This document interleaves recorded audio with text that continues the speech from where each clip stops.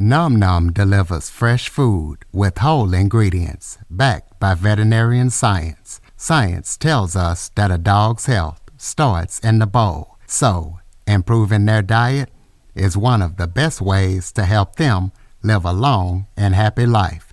Nom Nom's food is full of proteins your dog loves and the vitamins and nutrients they need to thrive. All you have to do is order, pour, and serve. Ready to make the switch to fresh? Order Nom Nom today.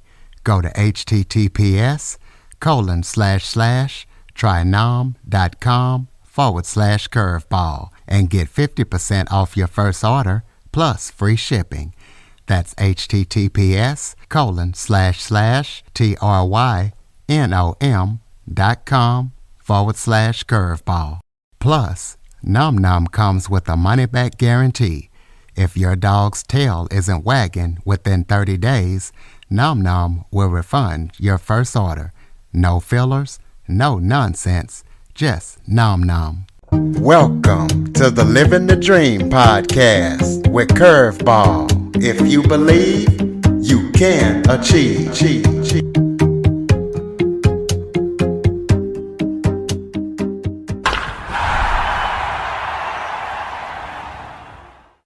Welcome to the Living the Dream with Curveball podcast, a show where I interview guests that teach, motivate, and inspire. Today, I am joined by international speaker and best-selling author, Adam Hart. Adam focuses on helping busy parents develop a better quality of life as well as develop deeper relationships with their partners and their children. He focuses on nervous system regulation. He focuses on energetic attraction as well as holistic healing. So we're going to be talking to him about all that he's doing to help everybody live a better quality of life. So Adam, thank you so much for joining me today. Yeah, I appreciate it, Curtis. Thanks for having me. Why don't you start off by telling everybody a little bit about yourself? Yeah, absolutely. I will say that a big part of how I live my life has a lot more presence than it once did. And I guess it's really a story or a journey of how I cultivated a relationship with presence and what that actually means in modern society. And so most of my time is now spent as a father, an athlete, and a coach, and guiding others into that same space of recognizing how they can optimize their mental and physical health through the use of presence. And that's my big discovery was in hitting my rock bottom moment and finding that source of light that spoke to me in a way that guided me with a little more ease to feeling happier and healthier. It took something, but I've been living aligned to my purpose for the past 15, 20 years now. So I feel very grateful. So you're an athlete. Tell us about that and tell us what kind of athlete you are. Yeah, well, I'm a mountain-based athlete, and that's kind of where the source of light came from. I was pre-diabetic and overweight in my 20s, suffering with ADHD, impulsive behavior, a lot of emotional swings, a lot of self-doubt. And I discovered rock climbing, and in particular, indoor rock climbing was my starting point. And as I started rock climbing, there was something that it was doing to me mentally in a healthy way that no medication, no therapist, no doctor, no program, no self-help book in the past had ever given me access to. And I'm not knocking those things, but there was something that I was able to do in the pursuit of climbing that was teaching me how to regulate my own response to stress.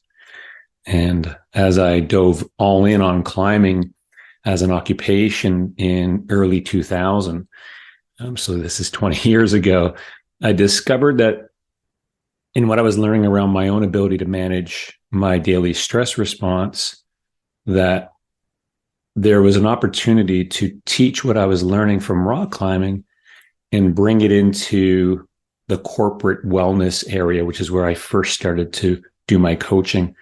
Having had occupational burnout in my mid-20s, that was the first place I said, wow, I know how stressed out I was when I was grinding away every day, feeling so unfulfilled and trying to live the supposed dream and just feeling so weak and depleted.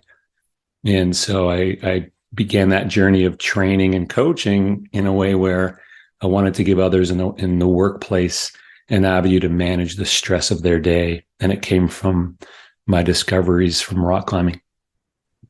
Okay, well, when you were young, you were diagnosed also with ADHD. So tell us about that and how that impacted you growing up. Yeah, well, when I was probably about 11, 12, I was diagnosed learning disabled, put into a separate classroom, and put on medication for ADHD. And, at the time, I didn't realize how dark my thoughts had began to kind of loop in this pattern. But as I got older, I recognized it because there was a lot of symptoms that came with that. But it became a very hard and heavy label for me as a child. Told being learning disabled, put out of a different class, and so there's a lot of self-esteem and self-worth, shame, guilt thoughts that I lived with a lot in my childhood. And my main escape to feel some sense of relief was sugar. That was my number one, was to go to sugar, and obviously to numb out to the screen as much as I could. And I didn't really know how to support my mind and my mind's disruptive thought process until I got into my late 20s. And obviously when the climbing started to become my dominant health wellness practice, I then started to learn about what my mind had done with that diagnosis and how it had really locked me into a lot of self-sabotaging thoughts because of the stress that it was inducing, me owning that as who I was and the label of being ADHD. And when I realized what had been happening for a long time, I was able to start to clean up the attachment to that and release the emotional connection to it in a really powerful way. So tell the listeners about your kids and tell us how you, or what and how you have created a deep emotional bond with them. Yeah. All the work that I do is related to nervous system regulation. And essentially what that entails is getting very intimate with our own relationship between our brain and our mind. On average, we have 70,000 thoughts a day. And the way that the nervous system filters all of those. And every moment of our lives is filtered through our nervous system. And if we're not nourishing that relationship, the brain will cause a lot of triggers. It will cause a lot of thoughts that produce the reactivity that we know we have in our lives, which we know it impacts all the areas of our lives. So it's all a matter of finding practices that allow us to teach our brain to feel calm, to feel safe, to feel at ease in the moments that it's trying to create that reactivity, whether it's with your kids, whether it's with your partner, whether it's at work and you get an email you don't like and you feel triggered by it. These are the moments that we have an opportunity to train our brain to not hold on to the stress of that and to give us more peace.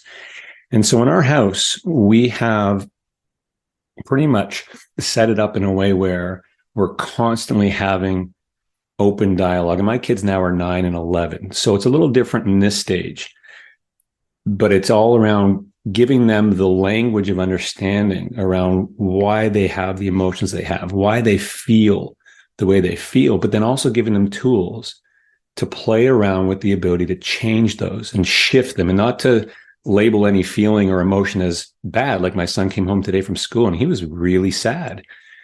And as I gave him the space to share, he expressed how he felt triggered and panicked by doing some spelling in class today, and it really triggered him.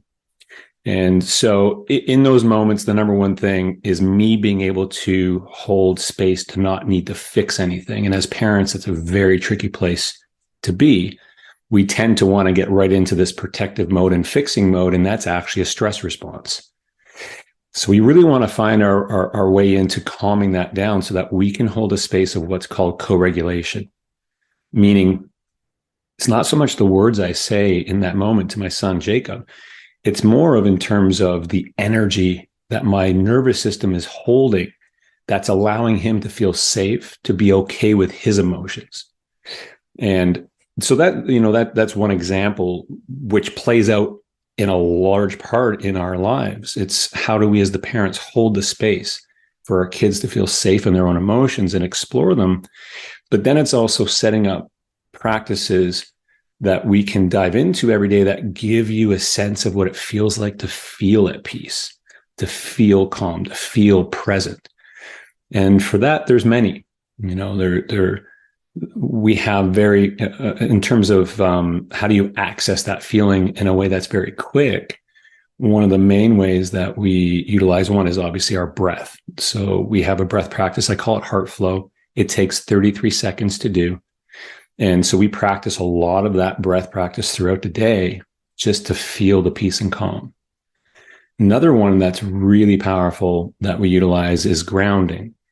And this is the idea of just getting outside, getting your bare feet on the ground or putting your hands on a tree and just feeling the connection to the earth. And that has a biological ripple effect that helps to reset the nervous system automatically and bring us back into that calm parasympathetic state where we feel the emotional connection to what it is to be peaceful and calm.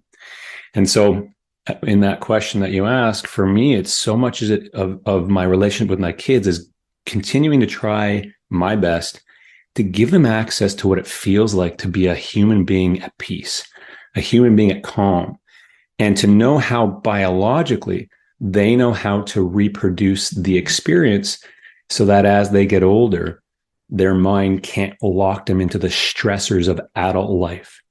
Because if you go into adult life without having some of these skills, the stress of your money, of your relationships, of your finance, money, your career, and your health, your brain starts to learn patterns of disruption around those. And it starts to get to be quite heavy for us to experience fulfillment. And so I hope that answers your question. It absolutely does. Now tell the listeners about the 6 steps that helped you shift your internal belief system and gave you emotional freedom.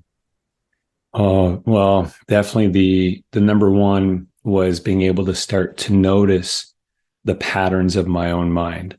All right. So I started to pay attention to, this was 20 years ago when I started to rock climb. I recognized that I actually had the ability to reset in the same moment I was feeling quite anxious, that I could reset the response. And when I realized, wow, I can reset my anxiety when I'm climbing, but I feel the same anxiety when I'm at the grocery store waiting in line or when I'm stuck in traffic or, all these different areas back then that I knew I was feeling anxious.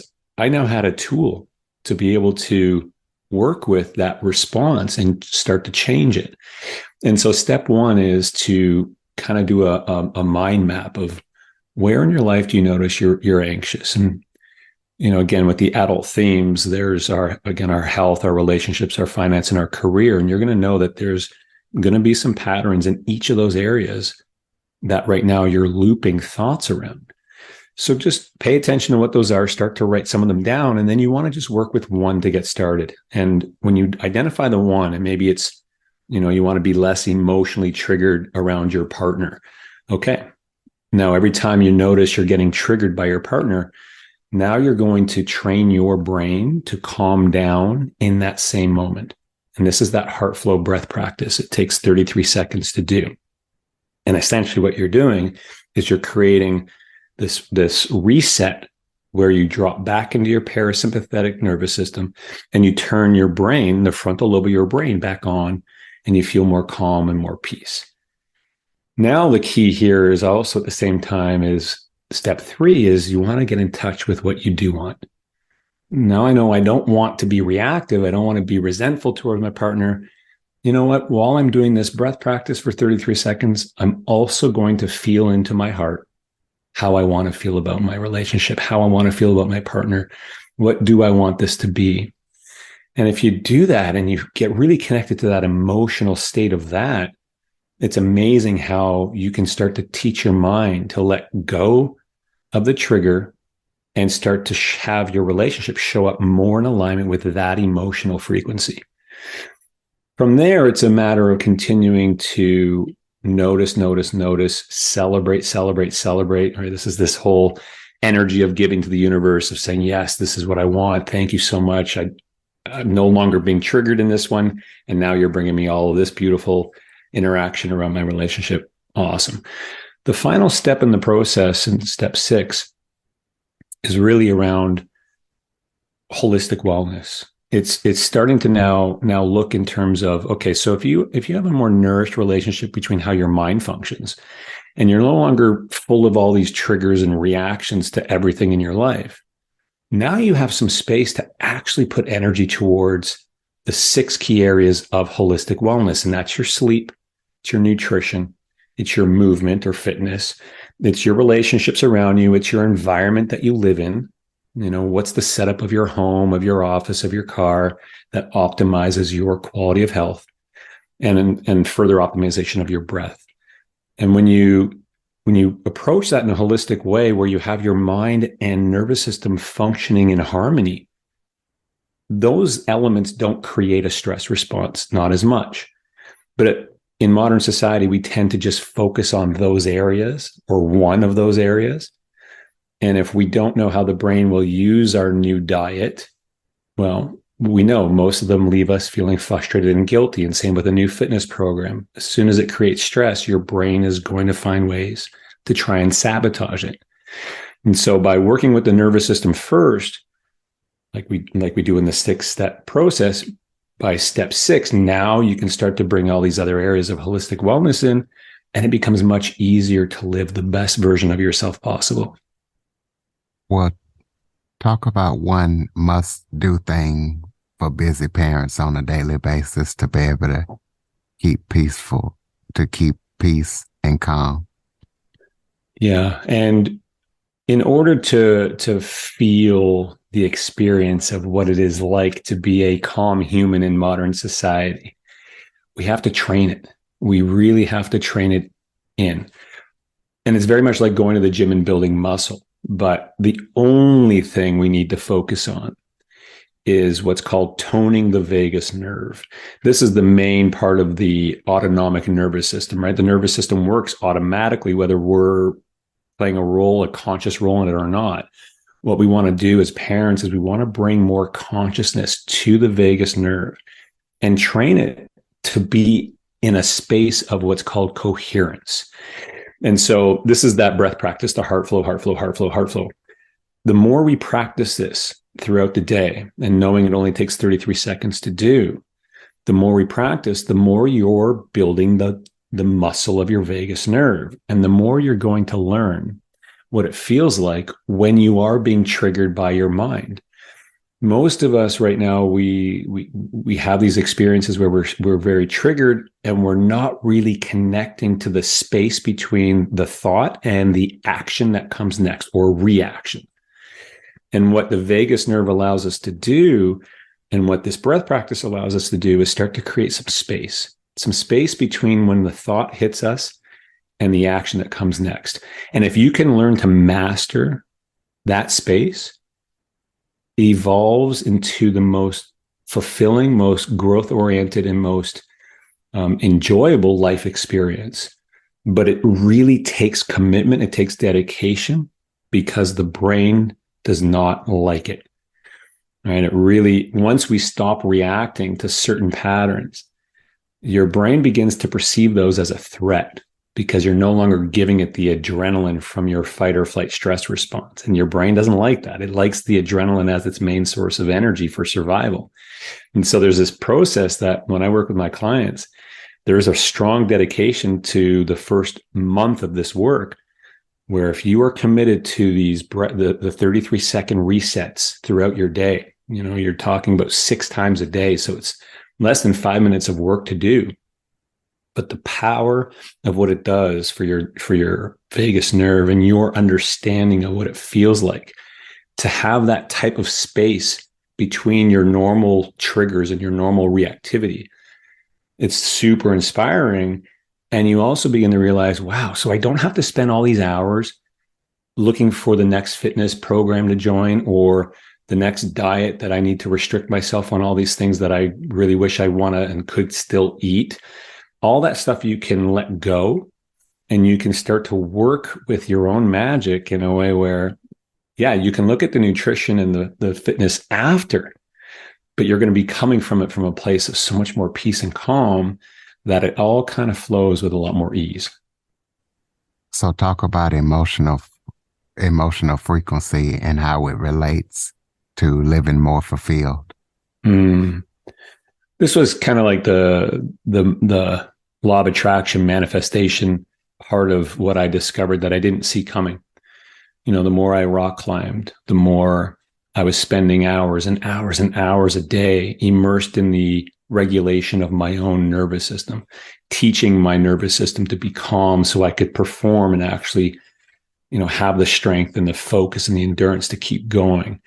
And as I would come home after climbing and feel triggered by certain things, I would be able to reset it. And next thing I knew, I was finding myself attracting more things that made me feel at peace and made me feel excited and made me feel motivated. The first one that showed up for me was all around food and nutrition.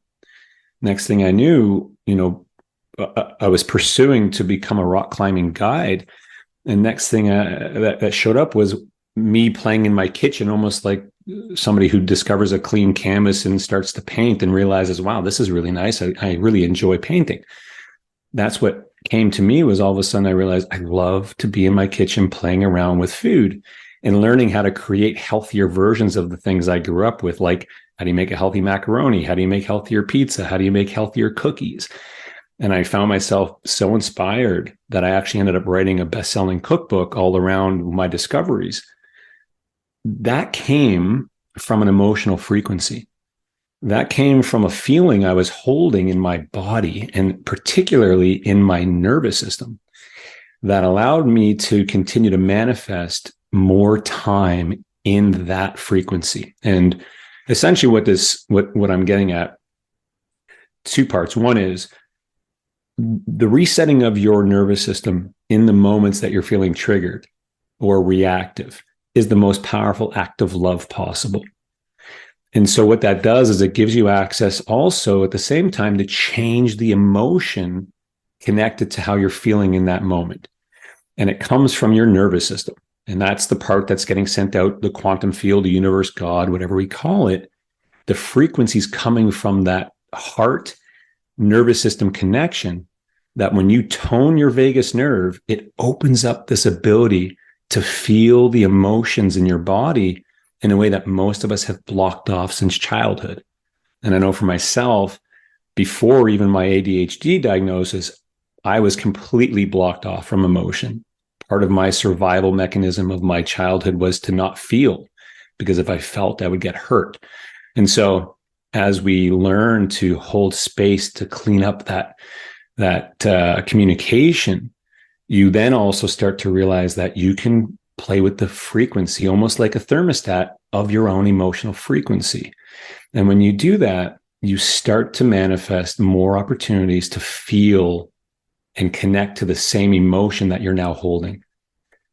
The reason why we don't know that this is how manifestation works is because most of us are just stuck in an emotional frequency that is very closely related to what most of our areas of life look like, which a lot of it is frustrating. A lot of it has worry. A lot of it has problem solving. A lot of it, it's all around fixing things and trying to control it, and, anxiety and depressive thinking. And so, yeah, that's the dominant emotions that you're going to be experiencing experiencing. And it's not going to be healed from a diet and from meditation and from yoga. I mean, these are all beautiful things, but the true power comes from really nourishing the vagus nerve throughout the day, all day long. I mean, it's not going to be perfect. It's not about perfection, but the more you can notice your patterns of reactivity and train your brain to let go of those, you're then going to recognize the true power of your own emotional frequency in terms of the manifestation part. So tell us about your coaching program and what people can expect if they go through it. Yeah. So the Unleash Your Energy is the coaching program. It's a 3-month commitment.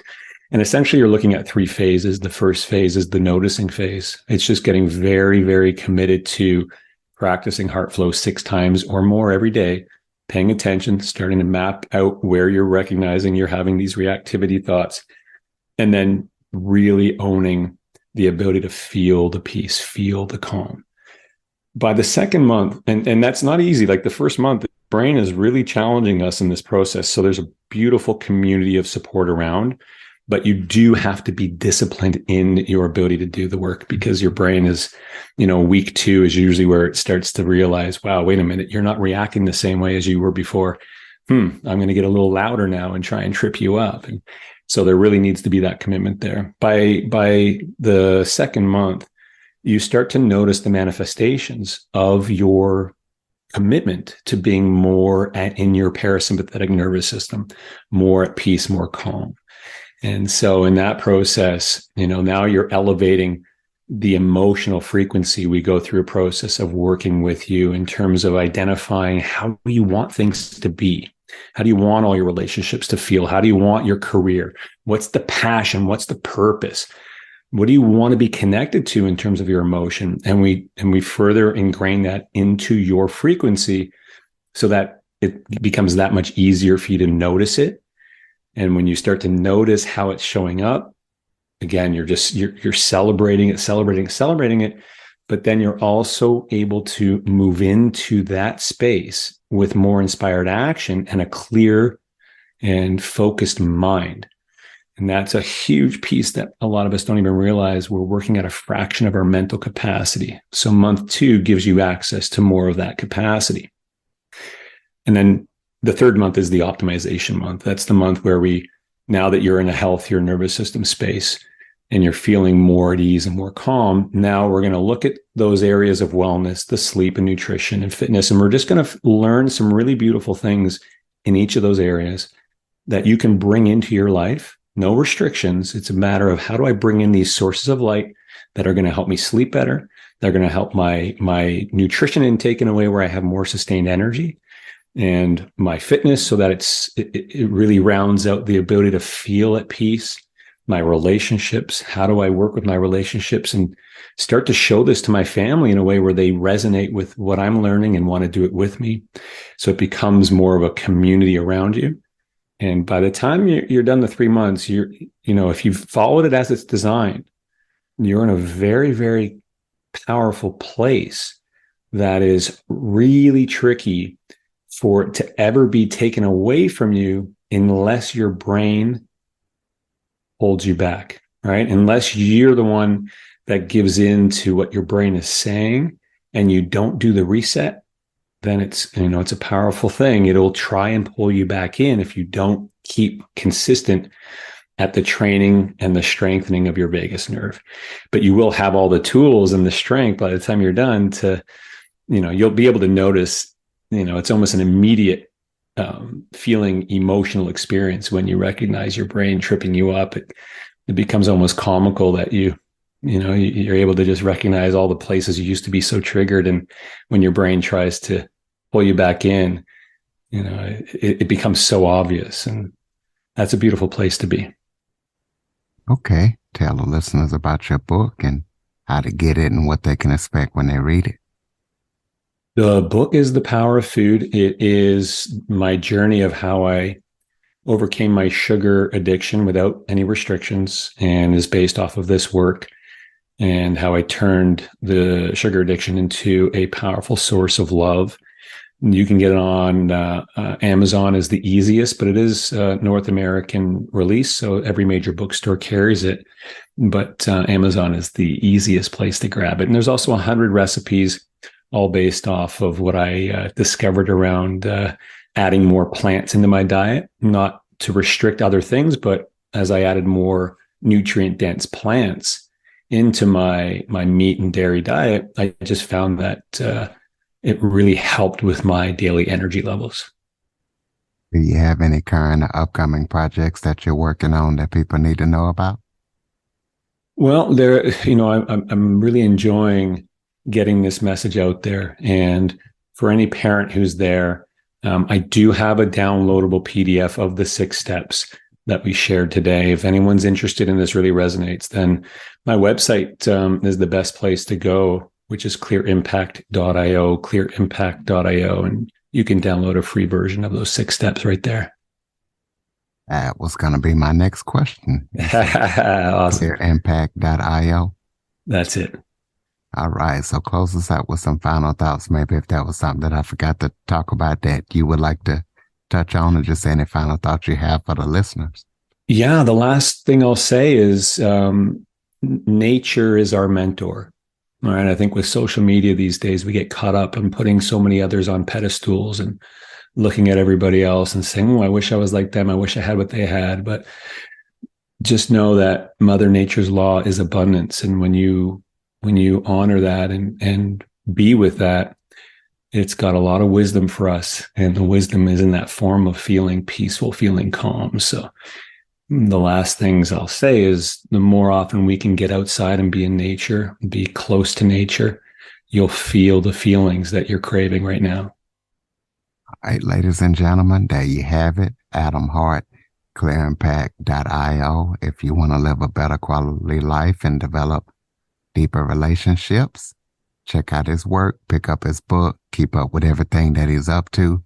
Please be sure to follow, rate, review this episode after listening, and share it to as many people as you know. If you have any guests or suggestion topics, cjackson102@cox.net is the place to send them. As always, thank you for listening. And Adam, thank you for joining us and sharing your expertise. Thanks, Curtis. I appreciate you having me. For more information on the Living the Dream podcast, visit www.djcurveball.com. Until next time, stay focused on living the dream.